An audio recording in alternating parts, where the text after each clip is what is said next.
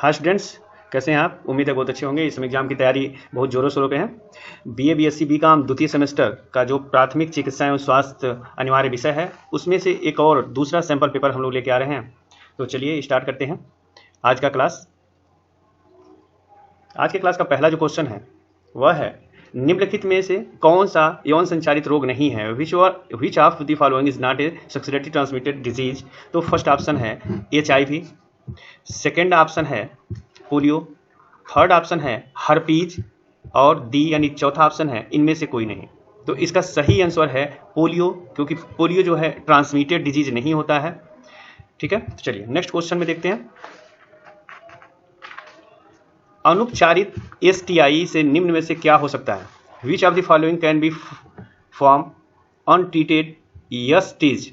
तो इसका पहला जो ऑप्शन है वह है इनफर्टिलिटी यानी बांझपन, ब है गर्भपात एबॉर्शन, स है मृत्यु डेथ और द है ए सभी। तो अनट्रीटेड जो एस्टाइटिस जो डिजीज होता है यानी अनुपचारित जो STI डिजीज होता है यह सभी होते हैं। इनफर्टिलिटी भी होता है, एबॉर्शन भी होता है और डेथ भी होता है। तो इसलिए सही ऑप्शन है डी यानी कि ए सभी। चलिए नेक्स्ट क्वेश्चन देखते हैं। यौन संचारित संक्रमण वाली गर्भवती माताएं अपने बच्चे को संक्रमण पहुंचा सकती हैं। Pregnant mothers with sexually transmitted infections can transmit the infection to their babies. सत्य है, असत्य है यानी फॉल्स, अर्ध सत्य यानी पार्शियली ट्रू है, आप कह नहीं सकते। तो इसका सही ऑप्शन है कि यह जो है यह सही है, इसलिए यह सत्य, इसका फर्स्ट ऑप्शन ए सही है। चलिए नेक्स्ट देखते हैं। अंतर्राष्ट्रीय मानवाधिकार कानून LGBT लोगों पर लागू होता है। Does international human right law apply to LGBT peoples? यह सत्य है, असत्य है, पार्शियली सत्य है या फिर कैन नॉट से? तो इसका सही आंसर है कि अंतर्राष्ट्रीय मानवाधिकार कानून LGBT लोगों पर लागू होता है। यह जो कानून है यह लोगों पर लागू होता है, इसलिए यह जो कथन है यह सत्य है। चलिए नेक्स्ट क्वेश्चन देखते हैं। स्वस्थ पूर्ण शारीरिक, मानसिक एवं सामाजिक कल्याण की स्थिति है, न कि केवल बीमारी या दुर्बलता को अनुपस्थिति। यह परिभाषा द्वारा दी गई है। निमहेंस, एम्स, WHO या NHM? तो इसका सही आंसर है WHO का यह डिफिनीशन है। चलिए नेक्स्ट क्वेश्चन देखते हैं कि यहाँ पे डॉटेड है, यहाँ फिलअप आपको करना है। मानसिक विकारों का कारण नहीं है, फिलअप करना है। Is not the cause of mental disorder? कौन सा इसमें से विकार है जो कि मानसिक विकारों का कारण नहीं है? बुरी आत्माओं, सांप, ज्योतिषीय प्रभाव और ये सभी। तो जब मानसिक जो विकार होता है यानी कि जो मेंटल डिसऑर्डर होता है उसके अंदर ये जो बुरी आत्माएं हैं इनको नहीं माना जाता है, सांप को नहीं माना जाता है, ज्योतिष प्रभाव को नहीं माना जाता है। इसलिए इसका सही आंसर होगा ये सभी, यानी कि सभी कोई मेंटल डिजीज नहीं है। ठीक है, नेक्स्ट क्वेश्चन देखते हैं। मानसिक स्वास्थ्य दिवस हर साल किस तिथि को मनाया जाता है? यहाँ पे आपको भरना है mental health day is celebrated on, कौन सा डे है? तो 10 अक्टूबर, 20 अक्टूबर, 10 जून या 10 मार्च? तो सही आंसर है ए यानी कि 10 अक्टूबर। चलिए नेक्स्ट क्वेश्चन देखते हैं। मानसिक विकारों की शुरुआत में कई कारक हो सकते हैं जो महत्वपूर्ण भूमिका निभाते हैं। There can be several factors in the onset of mental disorder that play an important role. Biological यानी कि जैविक, सोशल यानी कि सामाजिक, साइकोलॉजिकल यानी कि मनोवैज्ञानिक और द यानी कि ये सभी। तो मानसिक जो विकार हैं उनकी शुरुआत में कई कारक हो सकते हैं जो कि महत्वपूर्ण है। उसमें से बायोलॉजिकल कारक भी हो सकते हैं कि बॉडी में कोई हम केमिकल चेंजिंग हो जाए, या फिर सोशल कारण भी हो सकते हैं, प्रताड़ित किया जाए, या फिर अन्य किसी सोशल प्रॉब्लम हो सकती है, या साइकोलॉजिकल हो सकता है। ये सभी है, इसलिए सही आंसर होगा डी। चलिए नेक्स्ट क्वेश्चन देखते हैं। कोई मानसिक विकार नहीं है, is not a mental disorder? इसमें से कौन सा है जो मानसिक विकार नहीं है? जैसे अधिक चिंता करना, भावनात्मक विचार या डिप्रेशन, या इनमें से कोई नहीं? इनमें से कौन सा है जो मानसिक विकार नहीं है? तो इसका सही आंसर है इनमें से कोई नहीं, यानी कि अधिक चिंता करना, भावनात्मक विचार या डिप्रेशन, ये सब कोई मानसिक विकार नहीं है। चलिए नेक्स्ट क्वेश्चन देखते हैं। मानसिक विकार या मानसिक बीमारी से किसी व्यक्ति की क्षमता बाधित होती है। दैनिक गतिविधियों की यानी डेली एक्टिविटीज, या बौद्धिक यानी इंटेलेक्चुअल, या व्यवहार बिहेवियरल, या उपरोक्त सभी। तो कोई भी आदमी अगर मानसिक रूप से विकार है या मानसिक बीमार है तो वह उसका डेली रूटीन भी चेंज हो जाता है, कब खाएगा कब पिएगा कब सोएगा ये फिक्स नहीं होता है, उसका जो बुद्धि है वो भी भ्रष्ट हो जाता है या फिर कम काम करता है, और उसका जो बिहेवियर है वो भी चेंज हो जाता है, यानी वो किसी के साथ गलत व्यवहार कर सकता है। इसलिए यह सही ऑप्शन होगा इसका डी यानी उपरोक्त सभी। चलिए नेक्स्ट क्वेश्चन देखते हैं। नेक्स्ट क्वेश्चन है, इनमें से क्या एक मानसिक विकार नहीं है? Which of the following is not a mental disorder? नहीं है यानी मेंटल ऑर्डर क्या नहीं है? तनाव संबंधी स्थितियां, स्ट्रेस रिलेटेड सिचुएशंस, अवसाद यानी डिप्रेशन, बाइपोलर भावनात्मक विचार, बाइपोलर अफेक्टिव डिसऑर्डर, या उपरोक्त में से कोई नहीं। तो इसका इनमें से क्या एक मानसिक विकार नहीं है, नहीं पूछ रहा है, तो तनाव क्या है? एक मानसिक विकार है, अवसाद भी है, और बाइपोलर भावनात्मक भी है, तो ये सही आंसर हो जाएगा उपरोक्त में से कोई नहीं। चलिए नेक्स्ट क्वेश्चन देखते हैं। डैश दिया गया है जहां पे आपको भरना है, को उदासी की भावना के रूप में वर्णित किया जाता है जो कुछ घंटों या कुछ दिनों तक रहती है। को उदासी की भावना के रूप में वर्णित किया जाता है जो कुछ घंटों या कुछ दिनों तक रहता है। ठीक है, तो इसमें से कौन है जो कुछ घंटों या कुछ दिनों तक रहता है? ठीक है, तो उसमें पहला है आत्महत्या का प्रयास, अवसाद यानी डिप्रेशन, चिंता यानी कि एनेक्सिटी, और इनमें से कोई नहीं। तो इसमें से सही आंसर है अवसाद यानी डिप्रेशन। डिप्रेशन ऐसा होता है जो लॉन्ग टाइम नहीं रहता है, कुछ समय रहता है, कुछ घंटे के बाद फिर दिमाग क्या होता है, फ्रेश हो जाता है। तो फिर डैश में भरना है आपको, गंभीर शारीरिक परेशानी है जब मादक पदार्थ का लंबे समय तक सेवन नहीं किया जाता है। ठीक है, in serious physical discomfort when the drug is not consumed for a long time. तो वो ऑप्शन है निकासी विड्रावल, अवसाद यानी डिप्रेशन, स्वनिर्भरता यानी डिपेंडेंसी, और दो ए सभी। तो इसका सही आंसर है निकासी विड्रावल। चलिए नेक्स्ट क्वेश्चन देखते हैं। नेक्स्ट क्वेश्चन है, आत्महत्या के जोखिम कारकों में शामिल है। आत्महत्या जो है एक जोखिम कारकों में शामिल है। The risk factors of suicide include, किसमें से? अवसाद की उपस्थिति, प्रेजेंस ऑफ डिप्रेशन, कोई हालिया महत्वपूर्ण तनाव, या पिछला आत्महत्या का प्रयास, उपरोक्त सभी।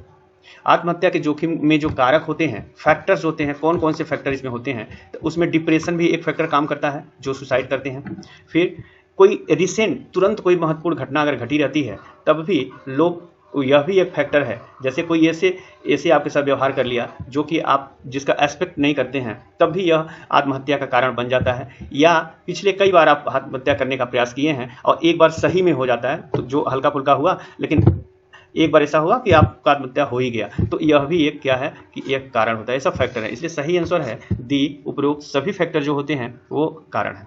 चलिए नेक्स्ट देखते हैं, GAD का मतलब क्या है? GAD का फुल फॉर्म क्या है? जनरलाइज एनेक्सिटी डिसऑर्डर, या जेनेटिक एनेक्सिटी डिसऑर्डर, या जनरलाइज एनेक्सिटी क्राइसिस, या जनरल एनेक्सिटी डिसऑर्डर। तो इसका सही आंसर है जनरलाइज एनेक्सिटी डिसऑर्डर, यानी सामान्यीकृत चिंता विकार को ही GAD के नाम से जाना जाता है। चलिए नेक्स्ट क्वेश्चन हम लोग देखते हैं। साइकोसिस ग्रीक शब्द से आया है जिसमें साइक का अर्थ है। ग्रीक वर्ड इन विच साइक का क्या अर्थ है? तो माइंड, या व्यवहार, या बीमारी, या ये सभी। तो इसका सही आंसर है माइंड, यानी कि साइक का अर्थ होता है माइंड। नेक्स्ट क्वेश्चन देखते हैं। डैश को गेटवे ड्रग माना जाता है। गेटवे ड्रग, ये गेटवे ड्रग क्या होता है? गांजा को, तंबाकू को, शराब को, या ये सभी। तो इसका सही आंसर है तंबाकू को गेटवे ड्रग माना जाता है। चलिए नेक्स्ट क्वेश्चन देखते हैं। जब लंबे समय तक मादक पदार्थ का सेवन नहीं किया जाता है तो विथड्रॉवल सिम्टम के लक्षण होते हैं। यहाँ पे हमें पढ़ना है कि when the drug is not consumed for a long time, तो सिम्टम विथड्रॉवल में प्रेजेंट। तो कौन से लक्षण होते हैं? घबराहट यानी नर्वसनेस, बेचैनी, रेस्टलेसनेस, हाथों का कांपना, ट्रेम्बलिंग ऑफ द हैंड्स, या उपरोक्त सभी। तो इसका सही आंसर है उपरोक्त सभी, यानी कि घबराहट भी होगा, बेचैनी भी होगी, हाथ कांपने लगते हैं। जब हम लंबे समय तक मादक पदार्थ का सेवन नहीं करते हैं तब इस तरह के लक्षण दिखाई देते हैं।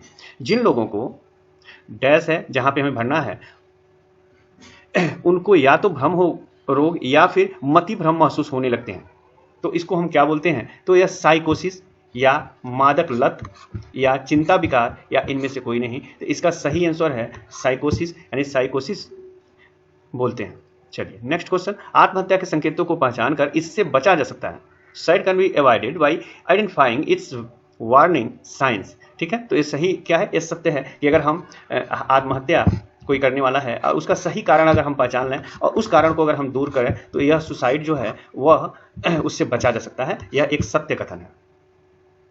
नेक्स्ट क्वेश्चन देखेंगे कि चीजों को देना किस मनोदशा का संकेत है। Giving up the things is a sign of चिंता यानी कि एनेक्सिटी, आत्महत्या यानी सुसाइड, मिर्गी, एपिलेप्सी बुखार यानी फीवर। तो इसका सही आंसर है आत्महत्या। चलिए नेक्स्ट क्वेश्चन देखते हैं। एक ऐसी स्थिति है जिसमें व्यक्ति का वास्तविकता से संपर्क टूट जाता है, इसमें से कौन सा है, फिलअप करना है। Is a situation in which the person loses contract with reality. तो इस मनोविकृत, मादक लत, स्वप्न या चिंता विकार। इसका सही है मनोविकृत, साइकोसिस। साइकोसिस में क्या करता है, एक ऐसी स्थिति है जिसमें व्यक्ति का वास्तविकता से संपर्क टूट जाता है और वह कल्पना की दुनिया में जीने लगता है। यौन संचारित संक्रमणों को अधिकांश प्रकार के गर्भनिरोधक द्वारा रोक सकते हैं। यह सही है कि नहीं है। यौन संचारित संक्रमणों को अधिकांश प्रकार के गर्भनिरोधक द्वारा रोक सकते हैं। One type of birth control can prevent sexuality transmitted infections.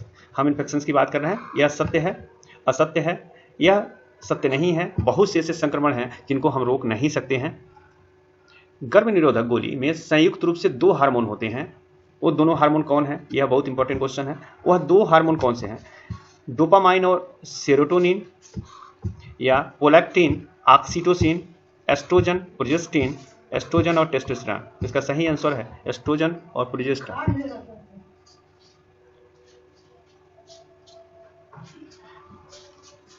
And ultrasound is required before and after abortion. गर्भपात से पहले एवं बाद में अल्ट्रासाउंड की आवश्यकता क्यों होती है।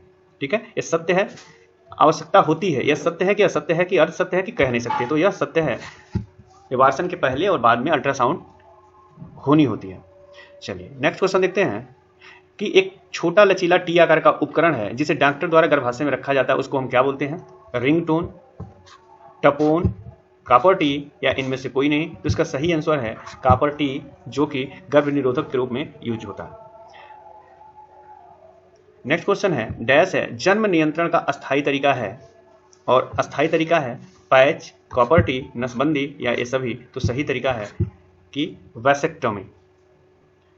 नेक्स्ट देखते हैं भारत में गर्भपात को कानूनी रूप से किस नियम के तहत स्वीकार किया गया है। Under which rule was abortion legally accepted in India. गर्भ समाप्ति कानून 1971, गर्भ समाप्ति कानून 1978, गर्भ समाप्ति कानून 2002 और उपरोक्त में कोई नहीं। तो सही आंसर है 1971 यानी गर्भ निरोधक गर्भ समाप्ति कानून, टर्मिनेशन ऑफ प्रेगनेंसी एक्ट 1971। चलिए नेक्स्ट देखते हैं भारत में कानून के तहत वैध कारणों से गर्भपात का अधिकार कितने सप्ताह तक प्रदान किया गया है। For how many weeks the right to abortion has been guaranteed for valid reason under the law in India. तो कितने सप्ताह के लिए तो हमें कानूनी अधिकार मिला हुआ है। तो यह 20, 30, 36 इनमें से कोई नहीं। तो सही आंसर है बी यानी कि 20 वीक्स के लिए यानी 20 सप्ताह के लिए मिला हुआ। सर्जिकल नसबंदी का उदाहरण है प्रकृति परिवार नियोजन, बैरियर विधियां, अस्थायी जन्म नियंत्रण, उपरोक्त में से कोई नहीं। तो सही आंसर है अस्थायी जन्म नियंत्रण। इनमें से कौन सी गर्भ निरोधक की हार्मोनल विधि नहीं है, इंजेक्शन, पैच, गर्भ निरोधक गोली, नसबंदी। तो नसबंदी जो होता है इसमें हार्मोनल नहीं होता है, यह सीधे सीधे ब्लॉकेज सिस्टम से होता है। गर्भ निरोधक में एक रसायन होता है जो शुक्राणु को मारता है, वह कौन सा रसायन होता है। हार्मोनल इंजेक्शन, शुक्राणुनाशक, अंतर्गर्भाशयी डिवाइस, आपातकालीन गर्भ निरोधक। सही आंसर है शुक्राणुनाशक। चलिए नेक्स्ट देखते हैं सभी प्रकार के जन्म नियंत्रण और यौन संचारित संक्रमणों को रोक सकते हैं। Most type of birth control can prevent sexually transmitted infection. सही है, गलत है, अर्ध सत्य है, कह नहीं सकते। तो यह क्या है, यह गलत है। हम सभी प्रकार के जन्म नियंत्रण यौन संचारित संक्रमण को नहीं रोक सकते। जन्म नियंत्रण की गोलियों के इस्तेमाल से इनमें से कौन सा संभावित दुष्प्रभाव हो सकता है। मतली, नौसिया, अनियमित रक्तस्राव, सिर दर्द और उपरोक्त सभी। जन्म नियंत्रण की गोलियों के इस्तेमाल, जो जन्म नियंत्रण के लिए जो गोलियां लेते हैं, इसके इस्तेमाल में का संभावित दुष्प्रभाव जो होता है, क्योंकि इसमें दुष्प्रभाव होता है, तो उसमें मिथलियाना नौसिया, अनियमित रक्तस्राव, सर दर्द, ये सभी होता है, इसलिए सही आंसर है उपरोक्त सभी। मौखिक गर्भ निरोधक से जुड़े स्वास्थ्य लाभ क्या होते हैं? What are the health benefits associated with oral contraceptive? गंभीर मासिक धर्म ऐंठन की कमी, मुहासे की सफाई और हड्डी घनत्व में सुधार, कुछ हद तक कैंसर की रोकथाम, उपरोक्त सभी। तो इसका सही आंसर है डी, यानी उपरोक्त सभी। तो नेक्स्ट क्वेश्चन देखेंगे, किस किस प्रकार का अंतर्गर्भाशयी उपकरण आईयूडी उपलब्ध है? Which type of intrauterine device is available? ये भी पूछ सकता है, आईयूडी का फुल फॉर्म पूछ सकता है, तो इंट्रा यूटेरिन डिवाइस, ये इसका फुल फॉर्म हो गया, यहाँ से भी क्वेश्चन बन सकता है। तो इसका सही आंसर आप लोग ढूंढ करके और कमेंट बॉक्स में लिखेंगे कि इनका सही आंसर क्या है, किस प्रकार का अंतर्गर्भाशयी उपकरण उपलब्ध है। चलिए, इस तरह से ये आज का एक सैंपल पेपर था, सैंपल पेपर 2 जो समाप्त हुआ। नेक्स्ट सैंपल पेपर के साथ पुनः मुलाकात होगी, तब तक के लिए आप सभी को शुभकामनाएं। Okay, thank you.